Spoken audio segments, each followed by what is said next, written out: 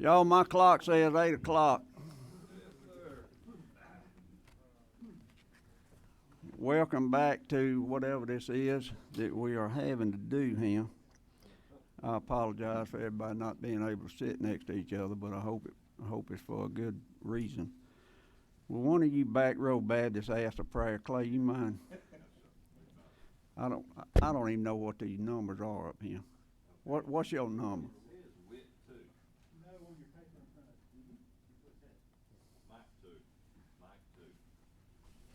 Try that. Mike 2. Yep. Bow with me if you will.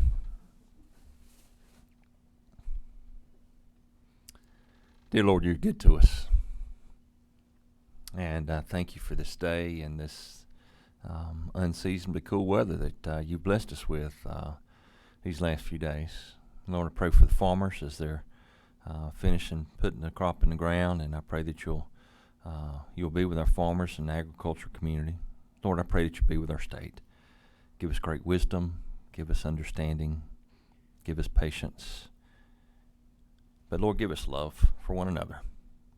Now, as we undertake this business today, I pray that you'll be honored. In your name I pray. Amen. Thank you, Clay. If y'all want to talk, please tell me what your little paper says in front of you so I can push the right button up here. We have several Senate bills we need to do, and there happens to be a Senate appropriations meeting going on right now. I hope they get the budget done so we can get done and get out of here.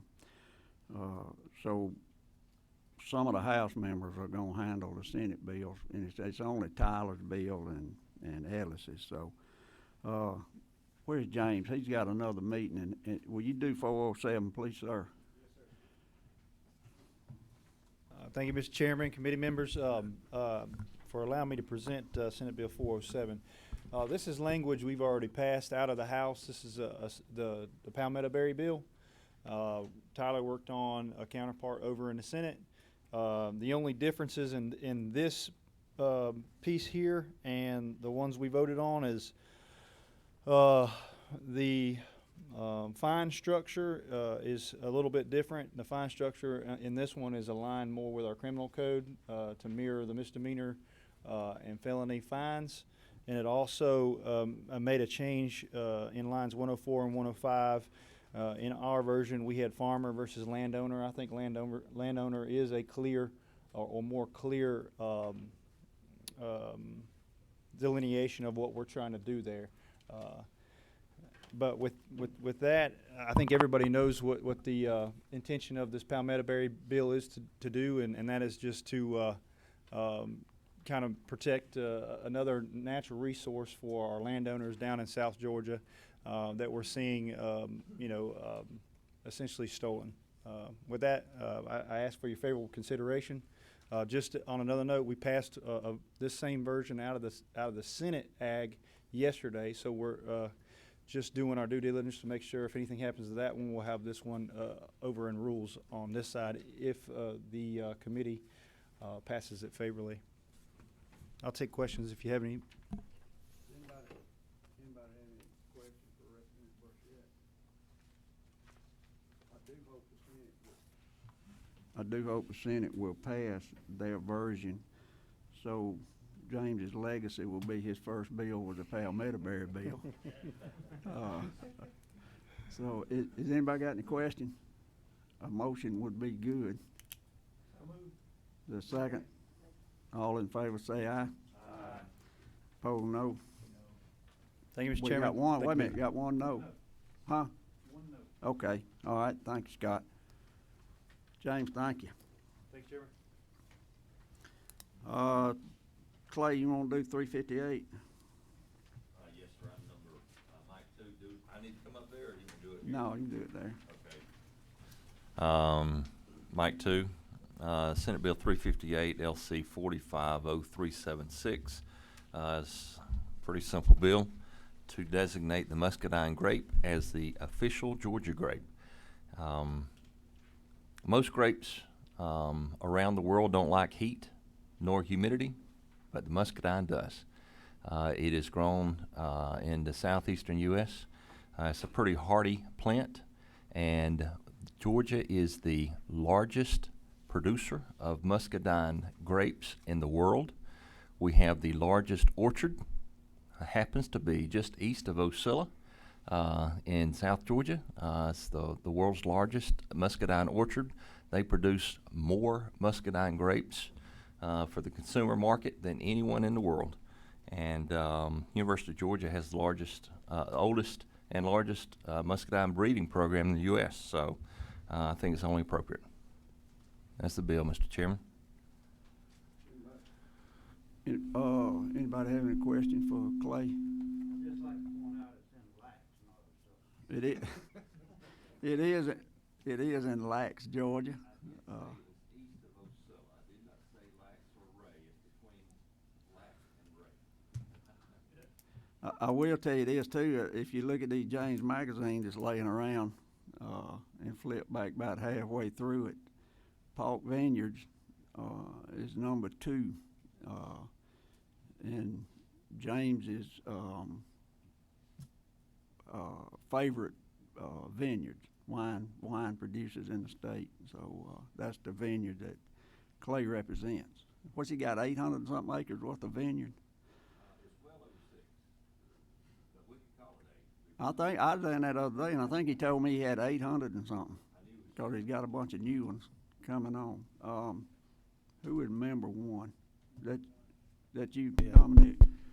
Mr. Chairman, I would like to make the motion at the proper time do pass, because I am still getting a lot of grief for not letting Representative Pirkle and Campbell name a legume the official nut.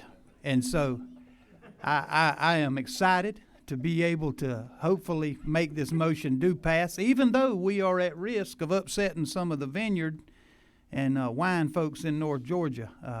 That's my South Georgia buddy. So at the proper time, Mr. Chairman, I'd like to make the motion. Motion do pass. Got a motion second. All in favor say aye. Aye. Opposed, no. All right. Thank you, sir. Did Senator Black make it?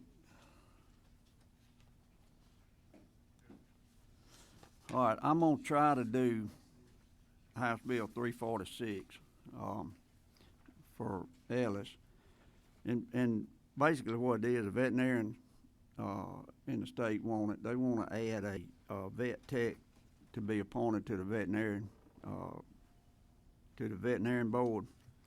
And it also says that, you know, the vet tech has to have 5 years under his belt as far as working and all. And they just want to add a 7th member to the Board of Veterinary Medicine. And also in it, if you look at Section 2, evidently there is a problem with some veterinarians maybe prescribing themselves some medicine. And this is creating kind of a rehab program for impaired veterinarians. If you have any questions, I don't know how to answer them, except the fact that the veterinarians across the state are all in favor of this. Clay may know more than I do about, because he's handled all the vet stuff in the last 2 or 3 years. Mr. Chairman, we actually have already passed this bill last year, so this is we have seen this language before. It's the same language we had before, and we actually passed it last year.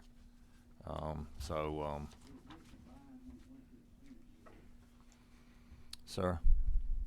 I said, did it get combined? I don't know anything about it other than what I just said. No, sir. The Senate actually passed it too. There was a little issue on the second floor that has been resolved. Okay, all right. Oh, Lord, like 950 or something, but I'm guessing.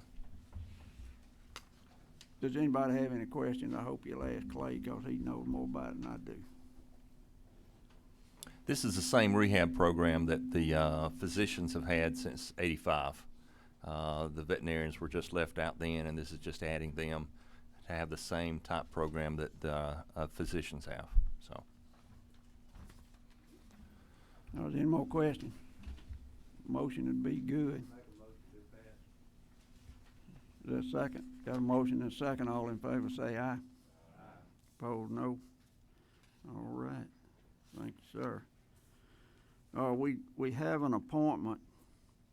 Well, we actually have two appointments, but I can't get a hold of the guy that, on one of them. So, Stephen, what's your number? We have to do, for you newer ones, we have to do appointments. Some of them on even number of years, some of them on odd number of years for different commodity commissions or different commissions. So, one of them we have to do is a ex officio appointment that the Commissioner of Agriculture, the President of the Farm Bureau, the Senate appoints somebody and we appoint somebody. And I hadn't been able to get a hold of the guy that we've been appointing for the last several years, but I will before we get out of here. Also today, what we need to do on this meeting is appoint somebody to the Seed Development Commission. And Stephen had been in conversation with the folks with the Seed Development Commission and the people in South Georgia, mainly peanut people. And they have come up with a suggestion for us. And the guy that we appointed last time decided he didn't want to do it anymore. So, and I appreciate his service, and understand sometimes when time constraints get in the way of doing what you do for a living. There's two appointments by the governor, one by the lieutenant governor, one by the speaker, one by the House Ag Committee, one by the Senate Ag Committee. And then there's several, like the dean and the commissioner and all, that are all already on there. Stephen understands it better than I do. So go ahead, Stephen. Thank you, Mr. Chairman. And yes, sir, that pretty much hits the nail on the head in terms of those who are appointed. Just so that the committee knows, yesterday we were able to pass out of Senate Ag Committee a piece of legislation that staggers the terms for this commission currently. It is very vague in the statute, only saying that the commission shall organize every 2 years. It's a piece of legislation we passed out of this committee earlier this year. Senate passed it yesterday, so hopefully we will move that forward to the governor's desk, and essentially it staggers the terms and makes it a 4-year term for the commission members. Mr. Chairman, I would nominate Casey Cox from Mitchell County, a peanut producer, a 6th-generation peanut producer, to serve on the Seed Development Commission. Casey is a former executive director of the Flint River Soil and Water Conservation District. Also worked at the Strickland Irrigation Farm before she decided to return to the family farm, which produces sweet corn, peanuts, field corn, soybeans, and timber. Again, she's a 6th-generation farmer. She was appointed by Secretary Perdue to serve as a alternate on the National Peanut Board, and we think Casey will be a great addition to the Seed Development Commission. And this is the name that most of those South Georgia farmers came up with to represent them. Yes, is that right? Traditionally, the peanut industry has had 2 representatives on this commission, and this was submitted by the peanut industry for her to serve on the commission. Yes, sir. And the reason we keep talking about peanuts, peanut industry funds about 70–80% of the Seed Development Commission. So has anybody got any questions for Stephen? All right, he's already made the motion. Is there a second? All in favor of appointing Ms. Cox to the Seed Development Commission, say aye. Aye. Opposed, no. Who is 2? Clay, is that I'm sorry. no, sir. I was just going to second the motion. But Casey is a great addition as a farmer in South Georgia. She is a great addition. She's a great farmer. Just have a little problem with her choice of where she went to college, but other than that, she's made great decisions in her life. Some folks might have a little concern about where you graduated from, but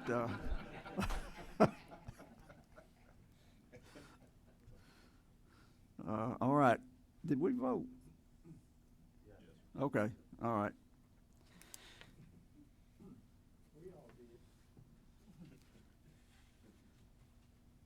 All right. Senate Bill 211, which is Senator Harper's bill. I'm gonna try to explain it, and then we have. Did you want to talk on 211 or? Yes. Okay. Okay. There's several people that want, and I forgot. I thought it might have been another one, and it just dawned on me, Mark. I'm sorry. There's several people want to talk about 211.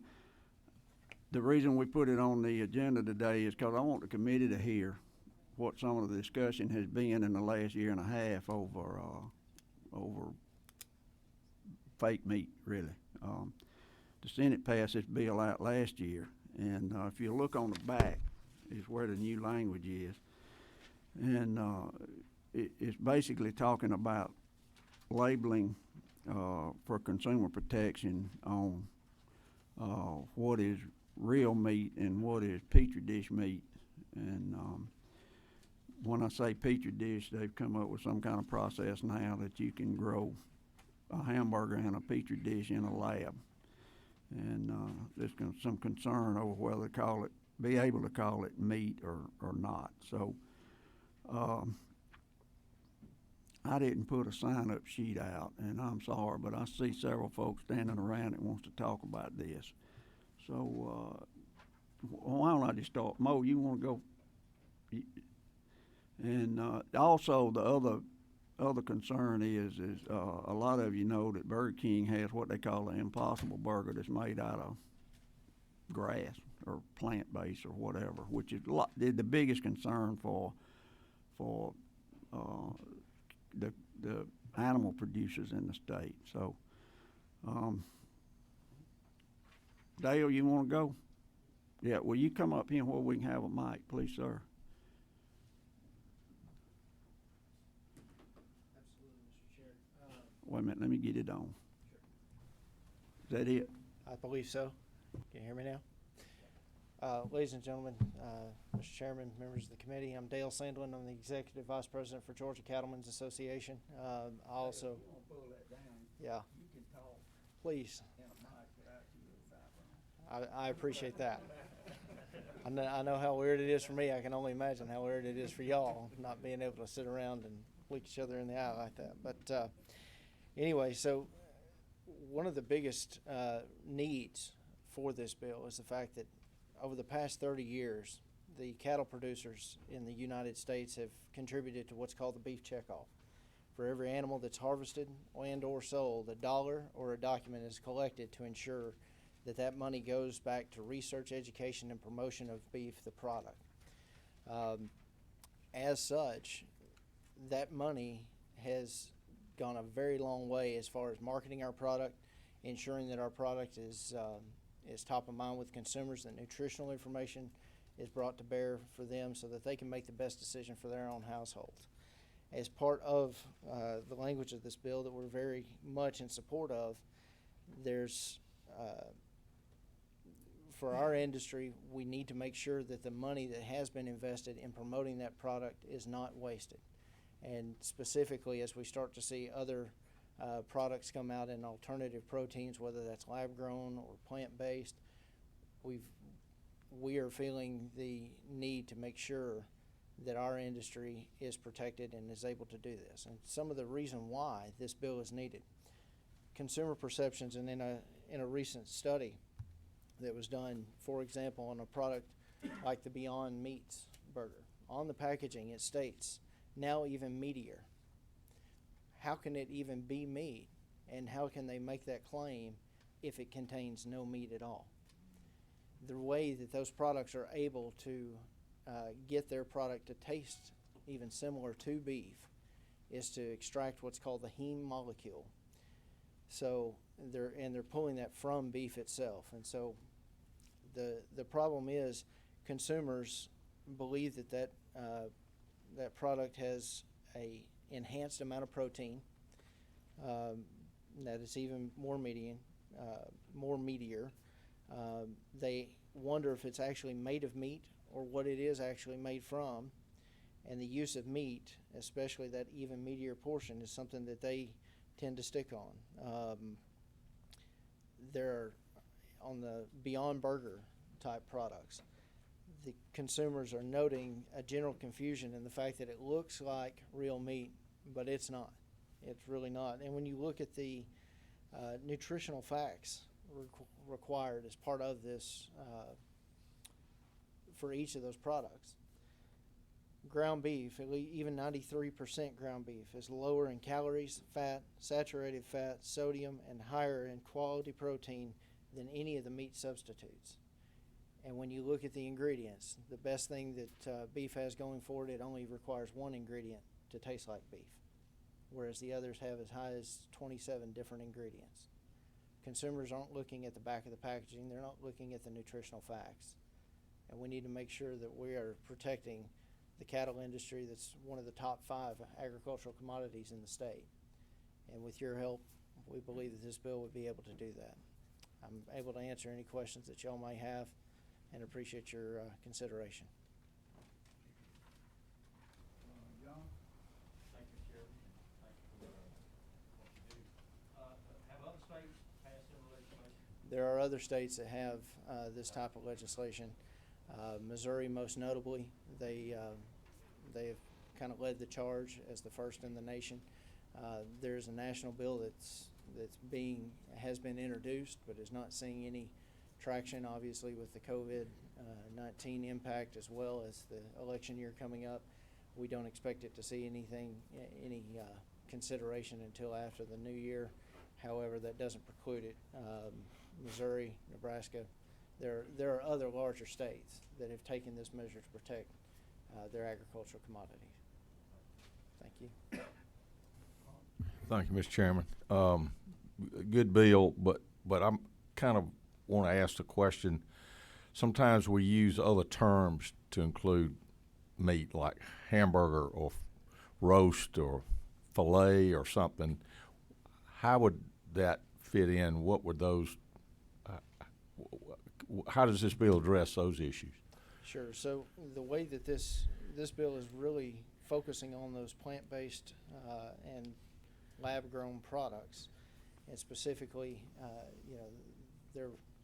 there's been comments made not just on that nomenclature, but on other products that may have utilized that type of meat language in the past to market their products. And the way that we read the bill, I'll turn your attention to line 40, where it states that unless at least 90% of such food is composed, that such food is referring back to the meat that's either contained within the product or essentially it just ensures that whatever they're including in that product is what they say it is. It really has nothing to do with filet. Unfortunately, if we could have trademarked the word hamburger, we'd all be millionaires, and I think the cattle producers would be making more money than the oil guys normally. But it has more to do with the plant-based and the lab-grown, purporting that those products are not meat, even though their consumers are led to believe that it is meat. Could I follow up? So if they have a plant-based burger, would they have to label it as non-meat or label it as plant-based burger? Or so the way that the bill is written, it basically just says that they cannot lawfully label it as such. It cannot be sold unless 90% is included in there. So it would require a change in labeling, but as the state of California tends to push the button even further every single year, their product has to be changed to meet the California Prop 65 labeling requirements, and it doesn't take more than just a withdrawal period of what is currently on the shelves in order to make a change in the label.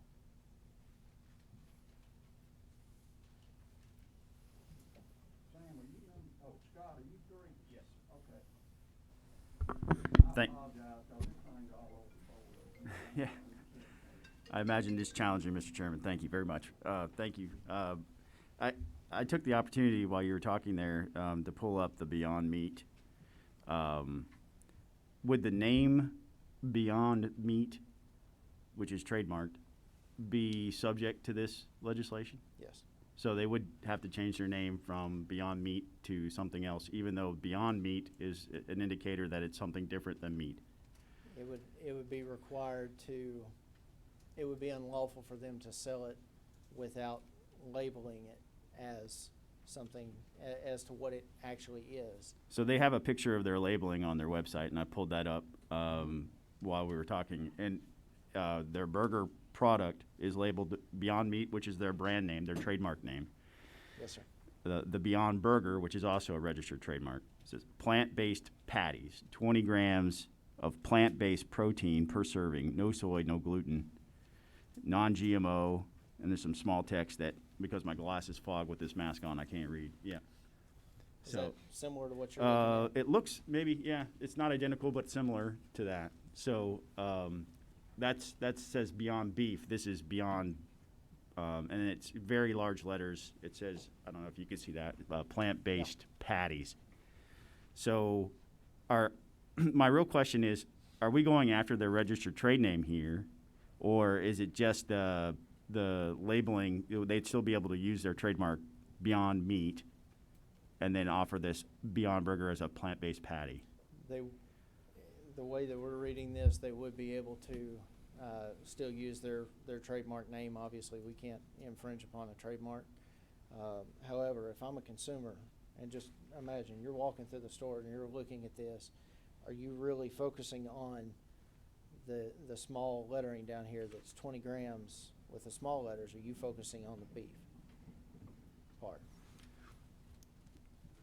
For me, So- I mean, if I was, I can't answer for everybody, but when somebody modifies a term by saying it's beyond or different than, I don't think that they're actually marketing beef.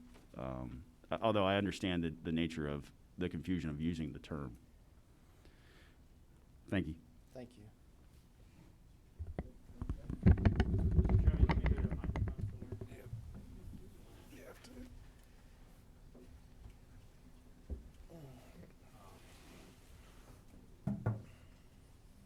So I'll start out, Mr. Chairman, by just saying I'm probably the only vegetarian in the room, but I enjoy my Beyond Burgers.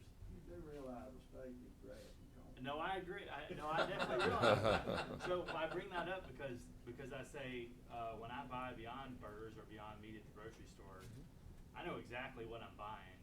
You got to go to a special section of the meat department just to even buy it. It's most of the meat department is awash in pink and red, and they put all the plant-based burgers in this green area. So it's very clear what you're buying. I just don't understand what the need for this is if you say it's for, I understand protecting the money that has been invested in consumer marketing and that sort of thing. But is there any real evidence that consumers are actually being misled by this? And then the second question I'm going to ask is, don't we also refer to the kernel of a nut as meat? And then where do we draw the line between what's meat and what's not meat? Thank you for your question. To your last point, I would even point out earlier in this committee meeting where we have already heard that we've named a legume as a state nut. So there's a lot of confusion to this, and I understand what you're saying. It's in a greener section of the supermarket, and it's broadly labeled within the supermarket. However, the product itself is red in color. And then when you see those products side by side, if a consumer is not really paying attention, it would be simple for them to pick it up out of the case. Now, with that said, as far as them being misled, there is research that shows that there are concept misconceptions. That, for example, you mentioned the Beyond Burger, so we'll stick with that. 39% of the consumers that were asked in this study stated that the Beyond Burger was confusing to them. What is it? What is it not?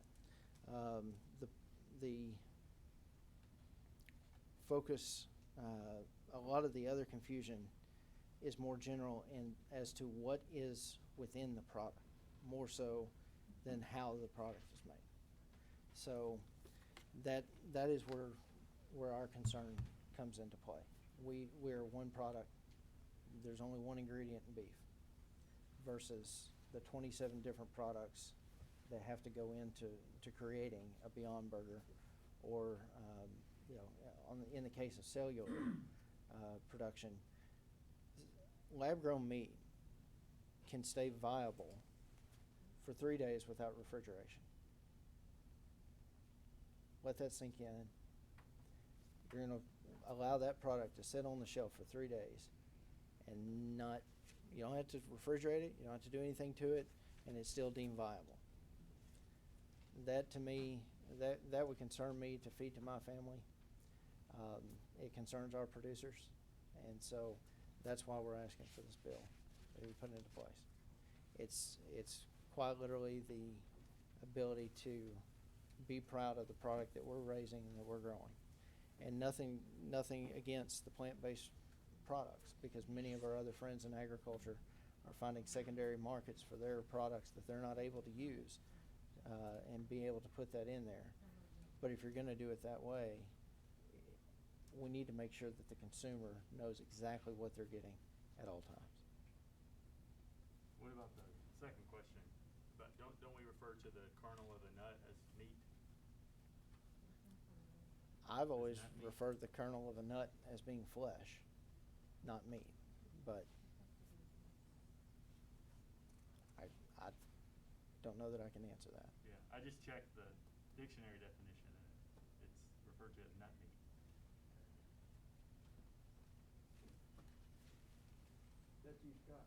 Sir, if Chairman Jasperse wants to go first, since I've already gone once.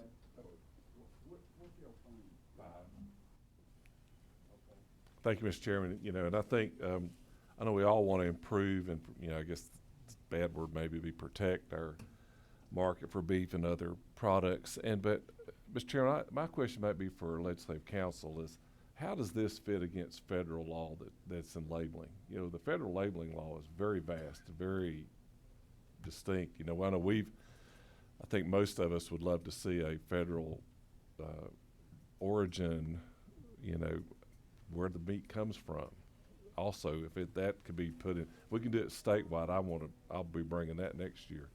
But how does this fit against federal law? I mean, is this possible to do? I'm not aware of any conflict. Okay. But I'm also not going to tell you that I'm a complete expert on federal law on this subject. Yeah. But I'm not aware of any conflict. Okay.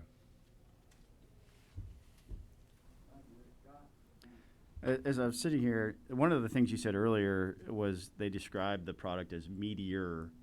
Is that something that you're targeting? Being able to describe something as being meaty? In the study that was conducted, and I'll blow it up here. In the study that was conducted, this was the product that the consumers were shown. And if you look right here at the very top, now even meatier on the Beyond packaging. So again, the consumers in this study deemed that was one item that they picked out as being the most confusing part about the package. Is it meat or is it not? But describing something as being meaty or meatier isn't trying to sell it as meat, is it? Well, when you have Beyond Meat right there on the package and Beyond Burger on the package, Well, it leads me to believe that you're trying to tell that consumer that this is meat. yeah, they're trying to develop a product that would appeal to Representative Wilson Sure. and his taste, Sure. obviously. But do you think consumers are confused by the term jelly bean? I would hope not. And I would hope they wouldn't be confused by Swedish fish. But Common sense seems Or- to be less and less common these days. So. Or chicken of the sea? Or Campbell's soup. So, the thing is, the way that this bill is written is to ensure that the meat that's contained within those products is from an animal that has been harvested. Has nothing to do with the ancillary other components. It might pick it up in the parlance area, but that's for the legal scholars to go back and forth. Y'all, the boss back here said we got to move along. There's two more questions, and then there's several more people wanna say something, so, who's two? Clay?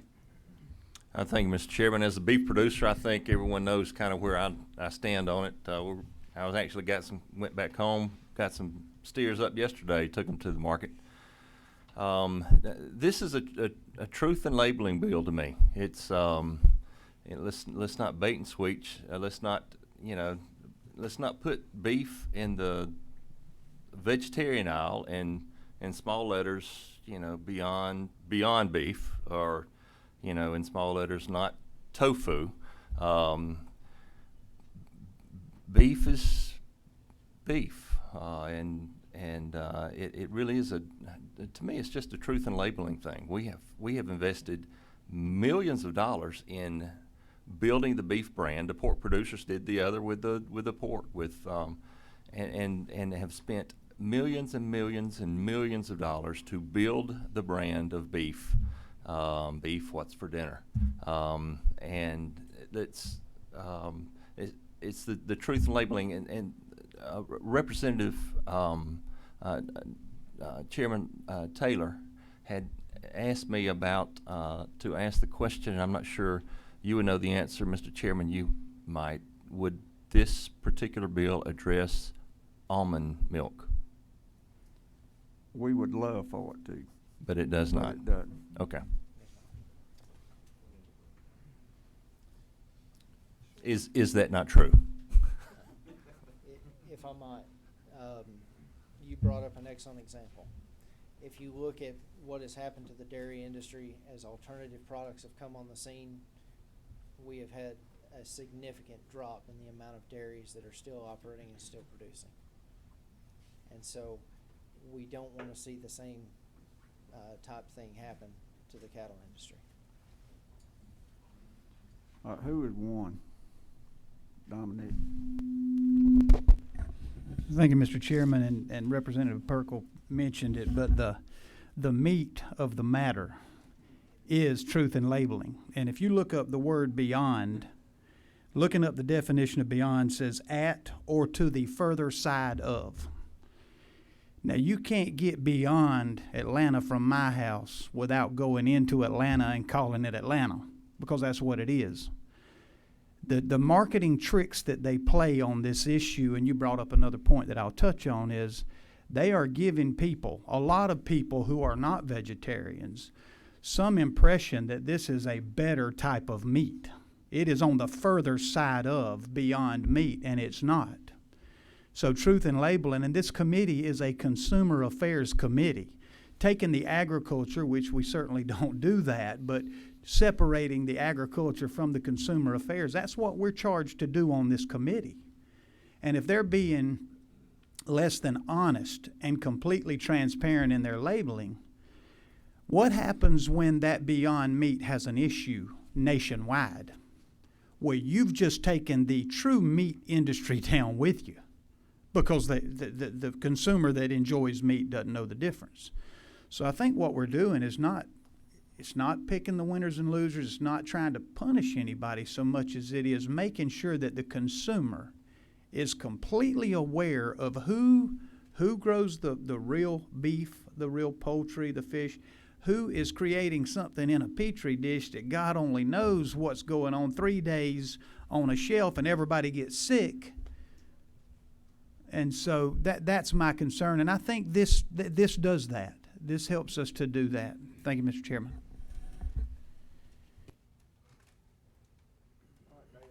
Thank you very much. Thank you, Dale. But John, Or you want to say something? Yeah, or Will, or I'm just trying to go down the line. And we kinda need to talk fast. Hey, thank you, everybody. John Halliburton, Mo Thrash, and I represent Impossible Foods. They do plant-based beef. I just wanted to mention that we do have language that's been passed in other states like Wyoming, North Dakota, South Dakota, I believe Oklahoma as well, where it was an agreement between the cattlemen and the plant-based beef companies. And we have the language here, and our plan was to, we chatted with the chairman before the meeting, and the plan was to get with him on that language to see if that works for everyone, because like I mentioned, North Dakota, Wyoming, Oklahoma, South Dakota have passed this language that essentially works for the plant-based beef people and others that, as Representative Larikia said, clearly states exactly what it is: plant-based, veggie, vegan, vegetarian, etc. So there is no question as to what the product is, which I think is the ultimate goal. Thank you, John. Alex, you, or Will?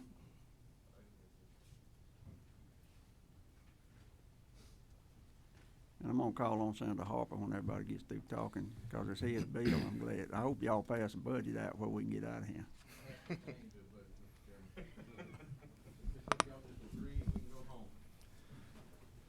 Thank you, Mr. Chairman, committee. Thank you all for taking this up and helping address some of the concerns that we've discussed today. I'm Alex Bradford with Georgia Farm Bureau, representing farmers across the state among various commodities. We are a member-driven organization, and this is an issue that our members have identified and made a priority for us. Trying to keep up with the times and the developments of things that are in the grocery store that they have to compete with and also answer to when it's misleading. There's been a big increase in interest of where your food comes from, a lot of focus on, especially the past 3-4 months, about local options, and those have been fantastic for our folks, especially for those with dietary restrictions and things, but marketing tactics that and the introduction of some of these alternatives have created a lot of confusion. Don't want to repeat a lot of what's already been said, but this bill doesn't restrict any company from creating their own product, entering the marketplace. As Representative Pirkle said, this is a truth in labeling bill. It's a consumer issue, clearing up misrepresentation. It's important that consumers know exactly what they're buying, if nothing else for dietary reasons. Just as a consumer has a reasonable expectation of food that's labeled kosher, vegetarian, lactose-free, may contain nuts, it's important that they also know what they're buying when it comes to protein. Dale mentioned that there's been millions of dollars, producer-funded dollars, that goes into marketing research to create a brand for nutritious, healthy, reliable products. And it's unfair for them, for folks that infringe upon those terms and labels, to claim to be the same level of quality when they may not be. In fact, it's a very different product. So much of the education and promotion around this protects their dollars back home. It's important that we protect these products from misleading the consumers. We appreciate Chairman Harper for bringing the bill, and Farm Bureau is fully supportive of this. And to address some of the issues that have already been discussed, these are some pictures from grocery stores here in Atlanta of things that labeled "no evil," pulled pork, in quotation marks, barbecue. It does say it's plant meat on there in smaller letters, but also claiming to be pork.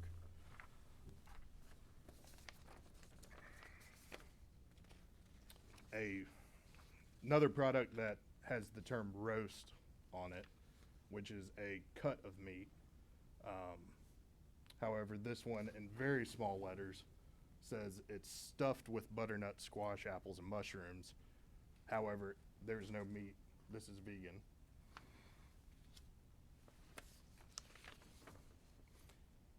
Just eggs in another grocery store.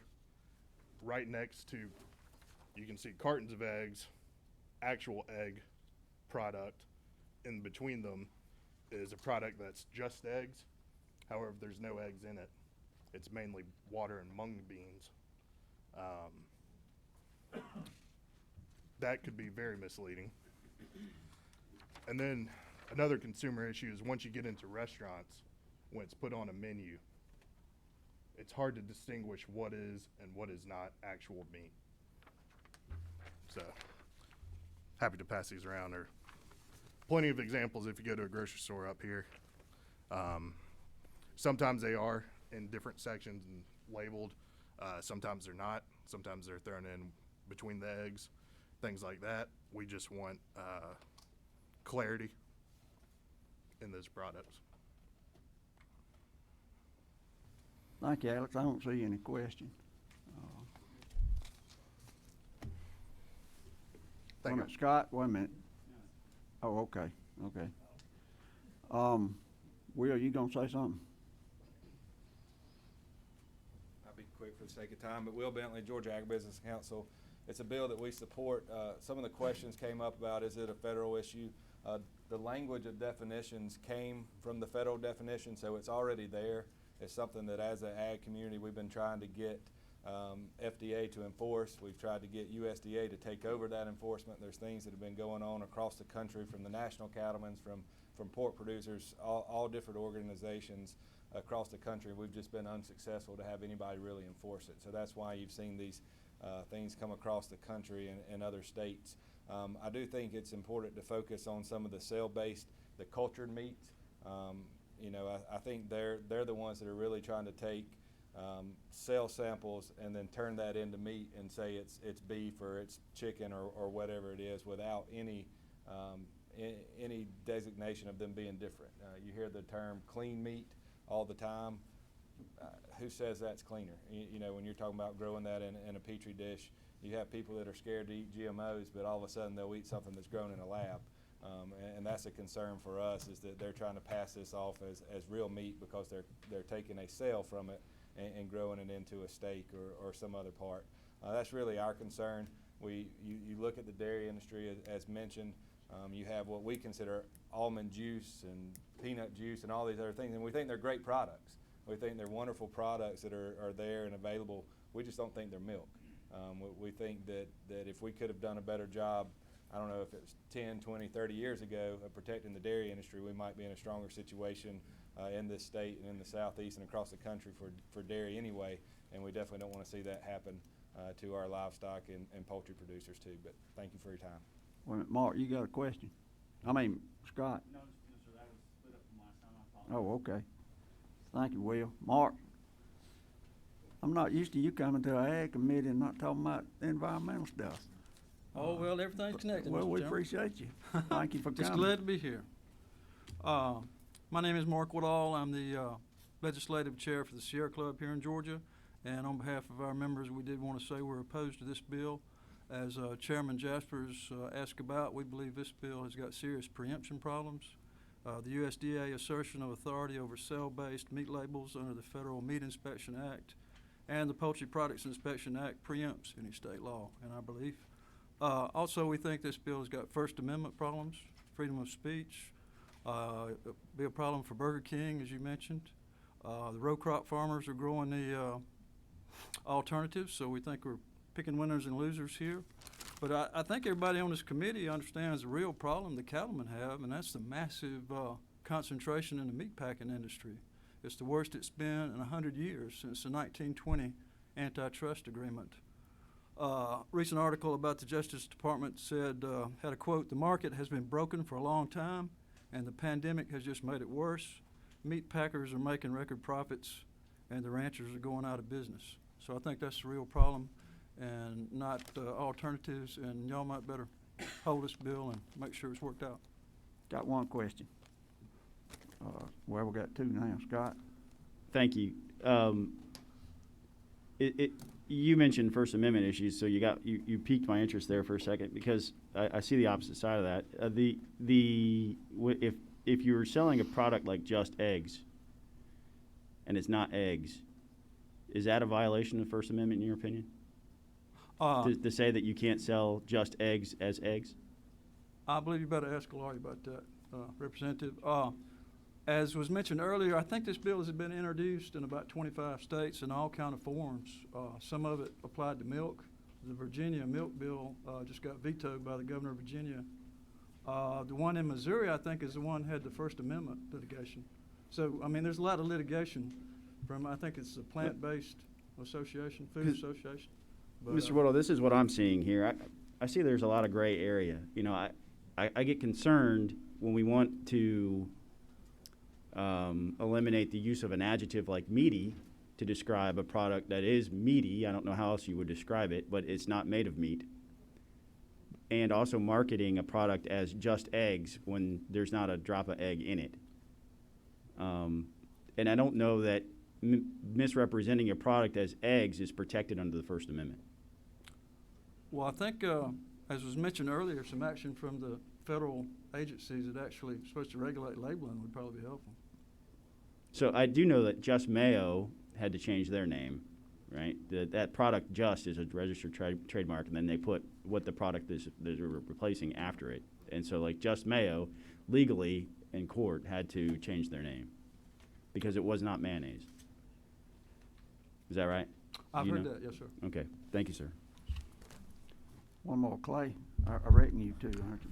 Yes, sir, I am. And I agree to the second part of your testimony, not to the first. We do have a problem with processing. You just about got to tie a $5 bill to a cow's rear end in order to get a good price on it, as I'm selling some today. And that we are seeing the highest box beef price that we've ever recorded. But the producers are not getting that. We need, and there's an issue underway, and we'll talk at a further time about regional abattoirs to help provide additional processing capacity. But to me, this really is, as I said before, and Representative Turner helped me out with my point. Let's just call it what it is. I went to one of these fancy, one of these fancy restaurants and ordered a portobello burger. Guess what I got? I got a daggum mushroom between two slices of bread. The irony is this particular bill will not do anything for that because the burger's not part. You know, they didn't call it a, portobello beef burger. So I suppose they were actually truthful, but I just want you to tell me what it is. And truth in advertising, consumer protections, I think are important. So. Yes, sir. Mark, thank you. Thank you. Kathy? And listen, for the committee, I want y'all to understand there's been a lot of discussion on this. And then Kathy and Dale especially have been in discussion. The problem came when we disbanded because of this cotton picking virus, and things kind of dropped. And I wanted the committee to hear what some of the discussions have been. We're not going to vote on it today. We got another week and a half to go. But I want y'all to be digesting what this discussion is. So, Kathy's a grocery store person. Thank you, sir. I'm the grocery store person. Never been prouder to represent this industry. Thank you, Mr. Chairman and committee members. My name is Kathy Kazalvan. I'm the president of the Georgia Food Industry Association. We represent the supermarkets across the state of Georgia, as well as a lot of the suppliers and the wholesalers. And when this bill first came, it was a truth in labeling bill, and I have absolutely no problem. In fact, we are in total agreement with the truth in labeling bill. I have a nephew with severe allergies, and my sister and niece have a very, very hard time. Every product they look at, they have to read very, very carefully to make sure that they understand what the ingredients are. So we are in 100% agreement in truth in labeling. However, what happened, some of the floor amendments that happened made the bill a bit more confusing. And when I came to you right before Easter, after the bill had passed the Senate, after I came to you, it was right before Easter. and I brought you some Swedish fish, which you had never heard of, Swedish fish candy, and some chocolate eggs. And under this bill, we would no longer be able to sell Swedish fish candy, which, by the way, is really great, and I'm going to pass it around if y'all want some later. Swedish fish candy is not fish. Also, chicken of the sea tuna isn't chicken. Chocolate eggs are not eggs. So what I'm just wanting to make sure that we work with the committee on some language to make sure that we understand we believe truth in labeling, but we're afraid that there's some unintended consequences to this bill. The other thing that I brought to you, and today, because you know I shop every morning, Angela Holland and I both shop every morning to bring legislators all kinds of goodies. And so I just ran in the store today and did pick up some Swedish fish, but also just picked up a can of Campbell's soup.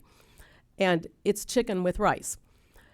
You no longer could be able to sell this chicken with rice soup or chicken noodle soup because it's not 90% chicken.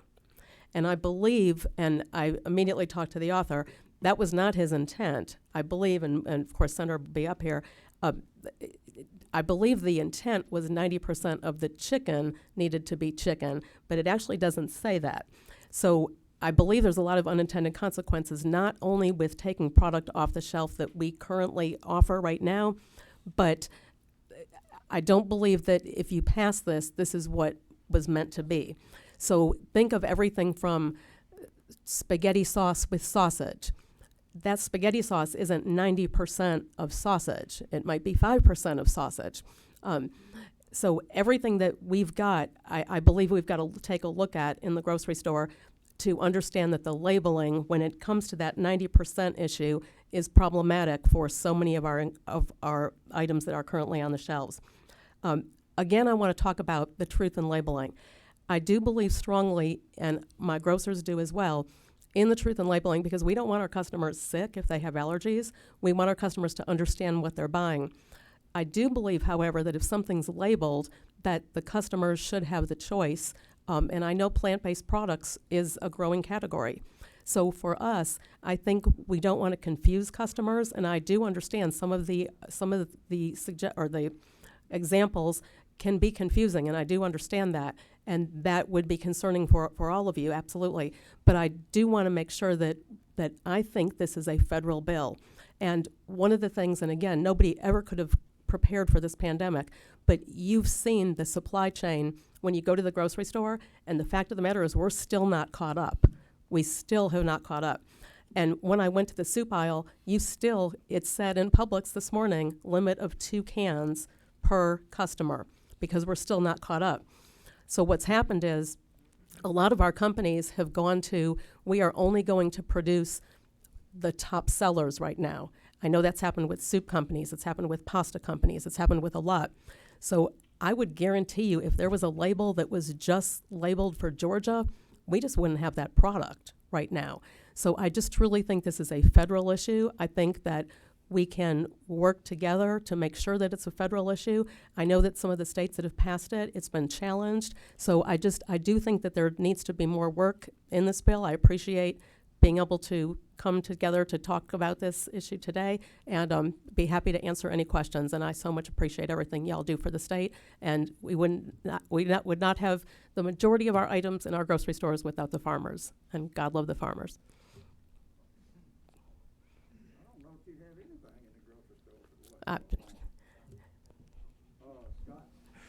So are you saying that on Easter morning I wouldn't have Cadbury eggs available if this became law? Well, sir, they would have to be called maybe Cadbury chocolate candies, but they would not be able to be called eggs because they're not eggs. So, and I don't believe that's trying to trick you. I just think it's egg-shaped. But unfortunately, the way this bill was amended, I believe it would not be able to call something like chocolate eggs that we all understand aren't trying to trick somebody. I don't believe in Georgia you would be able to call them chocolate eggs. Right, because they have the commercial with the Easter bunny that's clucking like a chicken, laying those eggs. Right, it could still cluck, but then it would have to just... So do you think anybody is confused that a Cadbury egg is an egg, or You know, because that's the heart of this. We want to clear up consumer. There is not a human being on this planet that would take an egg from a chicken and compare it to a Cadbury egg and say that's an egg.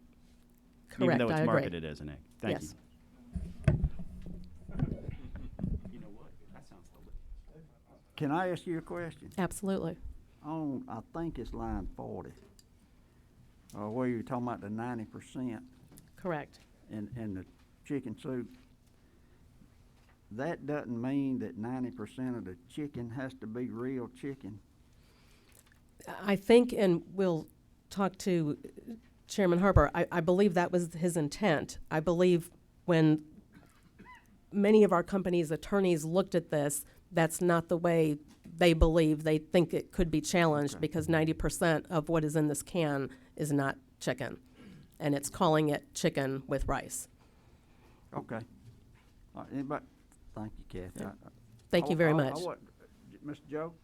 I guess I'd like to ask the question, that if we pass this bill, that these others will just have to relabel correctly. Yes, sir. They'd have to relabel just for Georgia, but our problem is the labeling is such for a company like Campbell's. They sell in every state.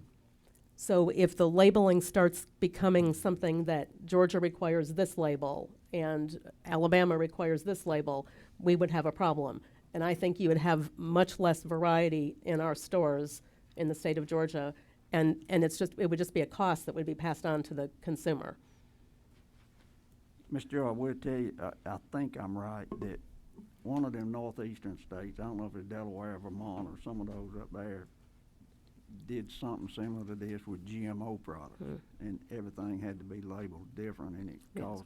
Am I right, Kathy? Yes, sir. This is a Vermont, and that's the first thing I said. This is reminding me of a Vermont bill, and that's not at all what this legislature would pass. So I don't believe this was the intent, but now here's where we are.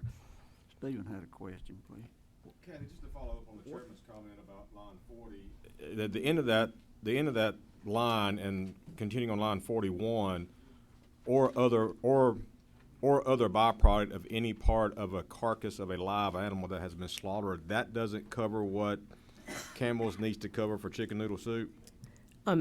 They don't believe so. That my suppliers have been worried that anything that it would say this whole thing had to be chicken. So if you had canned chicken that's 100% chicken, that would be fine, but any product that contains, or a pizza with pepperoni pizza would have to be taken off. And that's what I'm hearing. And I've heard it from several different companies. Well, I'm certainly not a lawyer and wouldn't argue with them, but it just seems that line would cover the chicken that's in the soup without it impacting the product as a whole. Thank you, Kathy. Thank you, Mr. Chairman. Kathy, thank you, ma'am. Thank you very much. Appreciate all what you do. Katie and then Tyler. Hi, everybody. I'm Katie Sharp with Sharp Strategies, but I'm actually here today because I come from a long line of dairy farmers out of Hall County, and we also dabble in the beef cattle business. So I'm here to just mirror what my brothers at Cattlemen's Association and Agribusiness Council and Farm Bureau have already said. I'm in full support of this bill. Thank you, Senator Harper, for bringing it. And I would just like to tell you, give it my wholehearted endorsement. And then one thing I would like to say, Representative Wilson, you mentioned that in grocery stores, they are labeled, they're in different sections. Well, I definitely think that in Brookhaven that is the case. But in my family's hometown of Claremont, Georgia, at the IGA, like Williams Corner, it's just one section. So I think that's where the confusion might be coming from, and maybe that's something that you could look into, and maybe we could all come together on that. But for this bill, I'd just like to say all for it, and thank you very much.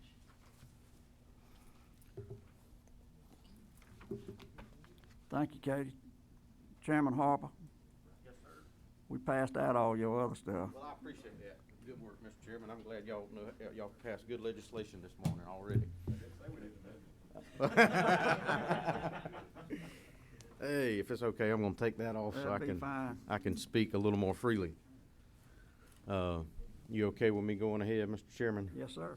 Well, first off, it's good to be with you, and I apologize I'm late. I was in our Senate Appropriations Committee meeting, and we did pass out the budget back over to y'all, and obviously in these tough times, a lot of tough decisions had to be made, but I think what you'll find when y'all get a hold of the budget that I know that there may be some changes on your side, but I think we've been able to put together a structure that we can all work with going forward. But this morning, Senate Bill 211, as has been talked to multiple times already, I don't really have much more to add in regards to some of the things that have been said, other than just to hit on a couple of points I think that are important, and to reiterate a few things that I believe have been said that I believe are important. Many of you know me and know my passion for agriculture. You know my background in agriculture. Many of you probably know that myself and a few others under this gold dome are the only acting producers in our entire in our General Assembly. We're the only ones left. You know, you go back many, many years in the Georgia General Assembly, and really, I believe if you want to get down to the nitty-gritty of it, the reason the General Assembly met in January, February, and March is because that was the only time the farmers weren't working, because the majority of the General Assembly was made up of agricultural individuals who worked and toiled the soil across our state. And, you know, that is the heart and soul of Georgia.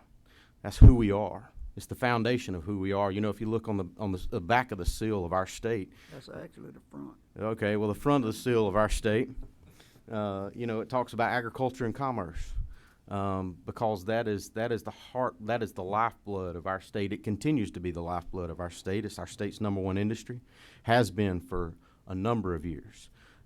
This General Assembly, for a long time, has supported that industry and continues to support that industry, even with a dwindling number of individuals that actually actively serve and are involved in the agricultural industry in some capacity on a day-to-day basis.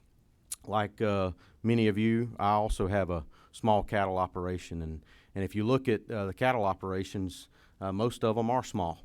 The majority of your cattle operations are small-time producers who are working to make a living as either an additional source of income in their portfolio, or it could be a main source of income in their portfolio. But not just cattle producers. You look at our swine operations in our state, our dairy farms, we do have a few sheep herd operations and lamb, among other things. And especially if you look at the swine industry in Georgia, it has dwindled significantly over the last couple of years for a variety of reasons. But I think for us as a General Assembly to continue to make sure that economy and our livestock industry in our state continues to thrive, we've got to continue to put policies in place that are effective, number one, and number two, that are supportive of the continuation of the viability of this industry because of how strong and how viable it is and how much it means to our state's economic prosperity. I believe that's what Senate Bill 211 does. I believe it continues in that effort. It's already been said a number of times, the main issues that this addresses, it lets consumers know where your food comes from, number one. Number two, it's a truth in labeling issue, as Representative Pirkle said a couple of times this morning. And I believe that is a huge issue, especially with the consumer, because the consumer today more and more is further and further and further and more generations away from the farm. And because of that, the consumer has less of an understanding of what those products in the grocery store aisles actually mean and where they come from and what they're about. The GMO discussion is a perfect example of that, of the disconnect between the consumer, the person buying on the grocery store shelf, and the producer that's actually making sure that it's on the grocery store shelf. And because of that disconnect, there can be a misunderstanding, especially when there's a mislabeling of what actually is the product that is on that shelf. And I think that's why it's so important to have a truth in labeling issue. I know a couple of times this morning it was brought up about clean meat versus beef. I think if you'll pull a label on some of the things that that are being labeled as meat currently, and if you pull the nutrition facts on those particular items, you might be surprised. Some of those items actually have higher sodium content than beef ever has, among other things. So there's some of those things. I would argue that beef is way healthier for you than the things that are perpetrated to be beef. The food supply issue was brought up. I think this is a perfect example of a piece of legislation that makes sure that we secure the viability of a strong food supply in our nation. I will tell you that food supply is one of the most significant national security issues other than home defense that we face as a nation, and we need to make sure that continues to be protected going forward. I also agree that there are some issues that need to be had a national discussion on, but in our democracy that we have, the states are the experimental arenas, so to speak. And because they are the experimental arenas, that's how we get the federal policy sometimes that we need. And I believe the uprising from the states across this country to say that this is an important issue hopefully will allow the federal government to realize at some point they need to take action and act on this from a national policy perspective. I'll be the first to tell you I think it does need to be a national policy discussion. But until that time, I think in Georgia we have to do what we do as members of the General Assembly to protect our own within our own borders, and that's what this does. As I said, I think it's truth in labeling. It's about knowing where your food comes from. It's about supporting our state's #1 industry, and I believe that's what this does, Mr. Chairman. I do want to make one point really quick, and to Kathy's couple of her comments, and I will agree with her. My intent was 90% of the products in that particular product when we're talking about just the meat portion of the product. That's the intent. We can have some discussion and those lawyer fights over how it's worded and how we get there. I think we would have to circle back to the definition of food and make sure that's clear. The other thing I will say that we do have some language that I believe has been floated around to address the issue of the Cadbury eggs, of the candies, et cetera, that are named for that. And obviously, Mr. Chairman, we can continue to look at that. I know you're not planning to move this today, and we'll continue that discussion. But I believe there is some language that we have drawn up that can address that issue to make sure that is handled. So I know that this is a work in progress, but at the end of the day, I think this is something that we need to address for our farmers, our producers, our ranchers, our cattlemen, our individuals who grow swine and pork, among other things in our state, and let them know that we continue to support the #1 industry in Georgia. With that, Mr. Chairman, I appreciate it. Thank you, Chairman Harvey. You got Scotty, you have a question? Sam, you got one too? Okay. Go ahead. Thank you. Thank you, Senator Harper. I guess this has come down to me as is the variations of words, specifically nouns and adjectives. When I forgot which gentleman had the printouts and he was showing the pulled pork, right? That's not pork. That's a noun. And so I'm completely with you. Should not be able to use the noun pork to describe something that's not pork, or to claim it as pork when it's not pork. 100% with that. I'm concerned with the actual how I'm reading the bill. That there's a lot of other things that get thrown in there, like the Cadbury egg as an example. Jelly beans would be not necessarily in this, but a great example of a product the consumer is not confused by. It's not jelly, nor is it bean. It's it's sugar or corn syrup. Butter. What's that? Should all be butter. Right. Yeah. And so I'm sympathetic when we want to attack the use of nouns. I get concerned when we start attacking the use of adjectives, because an adjective it's describing the quality of a product or a feature of the product, but not not trying to claim it's actual meat. And I think that what I'm hearing with some of the testimony today, that they want to go after the adjectives and the nouns, and that gives me pause, because if you're trying to market something that is a meat replacement and you describe it as meaty, you're not trying to confuse the consumer. They may be confused, but the intent is not to confuse the consumer. So is the language, the question is the language that you're working on sort of in that vein to try to clean that up and make it clearer? To that point, yes, especially in the realm of the Cadbury eggs, the jelly bean actually would fall under the language that would kind of clean this up. Jelly bean, it would make jelly bean, it clarify that jelly bean would be exempt. Chicken of the sea? Things like, yes, it would make sure that things like that would be exempt. However, just to hit on one point that you made in describing media, the issue that I think those of us in the industry have seen is that in big bold letters is this is so-and-so, which it's actually not. And then down at the very bottom, this is what it really is in little small letters. That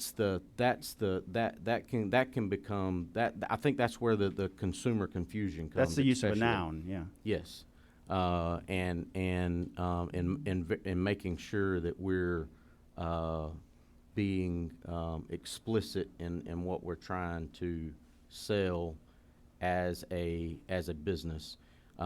Look, I think you would agree with this statement. The sale industry, if you're in sales, you're really good at marketing whatever you're trying to sell. If you're not good at marketing what you're trying to sell, it's kind of hard to sell what you're trying to sell. And you're going to use whatever tool necessary to make sure your product gets marketed to sell that product. So this it's just a feat also to try to address the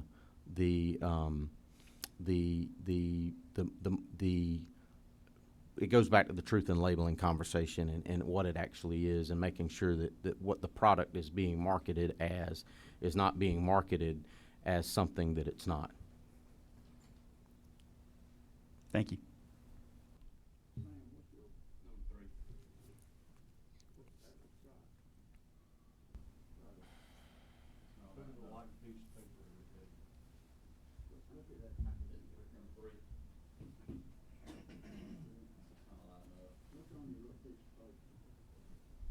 Mike 2.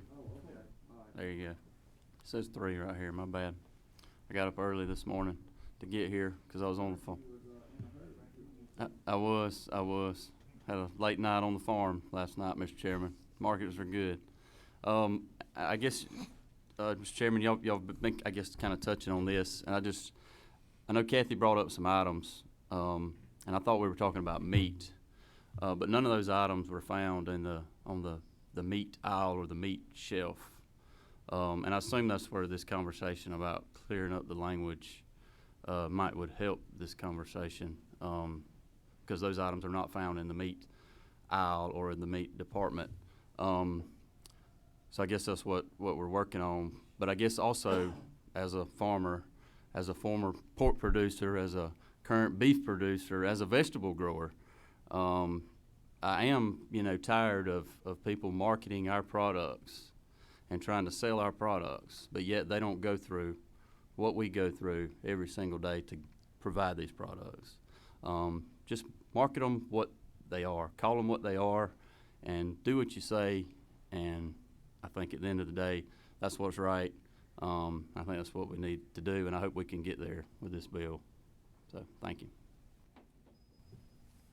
Thanks, Sam. And the reason we had this morning is because I want the rest of the committee to understand all the discussions that had been going on down in 228 and all over the state, and to try to get to a workable solution for both sides and everybody involved.